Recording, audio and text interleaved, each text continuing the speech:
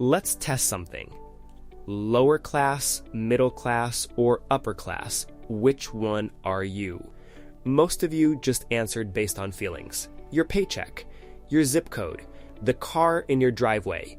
But here's the brutal truth. You're probably wrong. Because wealth class has zero to do with how much you make. It comes down to one single number, your net worth. And when you actually sit down and calculate it, most Americans get slapped with reality. I'm Professor Wealth, and today we're walking through the entire wealth ladder, bottom to top 10%. But we're not just describing levels, we're running real math on what it actually takes to climb. And we're following one person the whole way. His name's Tyler. He's 34, pulls in $85,000 a year, drives a decent car, contributes to his 401k, lives in a nice apartment. Tyler feels middle class. But when we run his actual net worth, he's in the bottom 25%. And that's not me being dramatic, that's mathematics. Let me prove it to you. The foundation. Income is not wealth. First, let's kill the biggest myth. Your salary is not your wealth. Your net worth is. That's everything you own. House, savings, retirement, car, investments, minus everything you owe. Mortgage, car note, student debt, credit cards. That one number determines where you actually sit. Not your job title. Not your Instagram. We're using Federal Reserve Survey of Consumer Finance's data, the most comprehensive wealth study in America. Some of these numbers are going to sting. Meet Tyler. 34 years old, marketing manager, $85,000 salary, takes home roughly $5,200 monthly after taxes, pays $1,600 in rent, drives a 2022 sedan, feels solidly middle class. Let's run his real numbers. Assets: car worth $22,000, 401k with $12,000, savings account with $3,000, total assets $37,000, debt $18,000 left on car loan, $26,000 in student loans, total debt $44,000, $37,000 minus $44,000. Tyler's net worth is negative $7,000. He's not middle class. He's bottom 25%. And millions of Americans are right there with him. Good income, negative wealth. Now let's climb. Bottom 25%, under $23,000. This is Tyler's current reality. The bottom quarter of American households sit below $23,000 in net worth. Most people think this bracket is minimum wage workers. Wrong.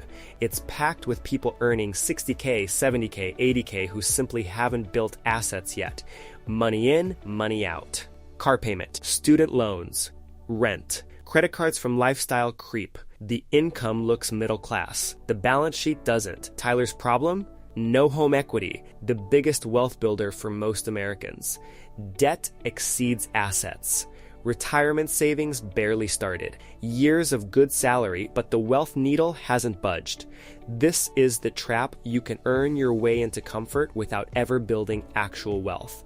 Lower middle class, $23,000 to $179,000. To hit this bracket, Tyler needs $23,000 net worth. He's at negative $7,000. That's a $30,000 gap. Two levers: grow assets or kill debt. If Tyler throws an extra $500 monthly at those student loans, they're gone in 3.5 years. Keep saving modestly while doing that, and boom, he crosses into lower middle class. But here's the reality of this bracket. Most people got here by buying a house. Home equity dominates net worth here. A typical household might have a $300,000 house with a $240,000 mortgage. That's $60,000 in equity right there. Add $15,000 in retirement, $8,000 in savings, subtract a $12,000 car loan, you're at $71,000 net worth. Sounds decent until you realize most of that wealth is locked in the walls. Can't spend home equity on groceries. Can't use it in emergencies without selling or borrowing. The liquid cushion might be $10,000 to $15,000. One job loss, one medical bill, and this level gets destabilized fast. The median, $1,000 to $93,000. The exact middle of American household wealth. Half above, half below.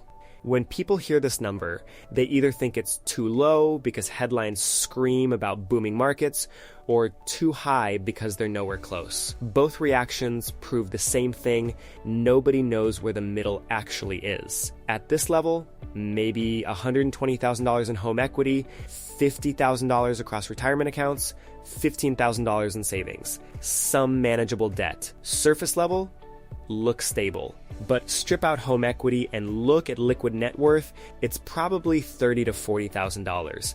That's the financial cushion for half of America. That's why one unexpected event sends households spiraling. The median isn't broke, but it's not secure either. Upper middle class, $193,000 to $610,000. This is where something fundamental shifts. Below this, net worth is mostly accidental home equity. But here, intentional wealth building kicks in. Retirement accounts growing, investment accounts appearing, asset mix diversifying. At $250,000, it might still be 70% house, 30% other. By $500,000, it's closer to 50-50. That rebalancing is critical because investments compound. Houses just sit there. People here share habits, maxing 401ks, carrying only strategic debt, thinking differently about money. And here's the key. This bracket is the launch pad. Because compound growth isn't linear, it's exponential. It kicks in hard right here. Going from $600,000 to $1 million takes way less time than 0 to $600,000. Upper class, $610,000 to $1.72 million, top 25% territory. Investments now dominate net worth, 70 to 75% in financial assets. Home equity becomes a smaller slice. This is the inversion point. Below this bracket, your house is your biggest asset. Above it, your investments are. Real math. $1,000 monthly invested from age 30 at 7% return equals roughly $560,000 after 20 years. Add $200,000 in home equity, you're at $760,000 by 50. No inheritance needed. No six-figure salary required. Just consistency. Most people here aren't flashy. No luxury cars or designer labels. They built wealth through disciplined saving, not high income. Plenty of people earning $200,000 never reach this bracket, while people earning $90,000 do. It's what you keep and invest, not what you earn. Top 10%, $1.72 million. At this level, wealth works fundamentally differently. A $1.72 million portfolio at 4% generates $69,000 annually in passive income without touching principal. That's more than median household income generated entirely by investments. Work becomes choice, not necessity. Risk tolerance increases. Opportunities multiply. And even within the top 10%, the range is staggering. Top 1% starts around $12, $13 million. Top 0.1%, over $40 million. But here's what matters. You don't need top 1%. Reaching top 10%, $1.72 million, is achievable over a working lifetime if you run the math. Problem is, most people never run it. They just work and hope. Hoping isn't a wealth strategy. The age reveal. Everything I've shown has one blind spot. Those brackets lump all ages together. A 25-year-old and a 65-year-old compared to the same benchmark makes zero sense. Federal Reserve data by age: under 35, $39,000 median, 35, 44, $136,000. Tyler's 34 with negative $7,000. Against everyone, bottom 25%. Against his age group, he's $46,000 below median, roughly 10th percentile. 90% of his peers are ahead of him. This is why age-adjusted benchmarks matter. A 30-year-old behind has decades to catch up. A 55-year-old behind has a narrow window. Tyler's 3 paths forward. Scenario 1, coast. Minimum payments, minimum 401k, spends the rest. By 54, maybe $120,000 net worth, median for his age then, $365,000. 2 decades of solid income, barely move the needle. Scenario 2, intentional. Cuts spending, frees up $700 monthly, $400 to student loans, $300 to 401k, loans gone in 4 years, redirects that $400 to investing. Buys modest house at 38, by 54, portfolio around $350,000, home equity $150,000. Total, $500,000. So which class are you? You had an answer when this video started. Now you have actual numbers to check it. If where you stand isn't where you expected, that's not failure, that's information. The most powerful financial advantage isn't high income or luck. It's knowing exactly where you are and understanding the math to get where you want to be. The wealth ladder isn't fixed.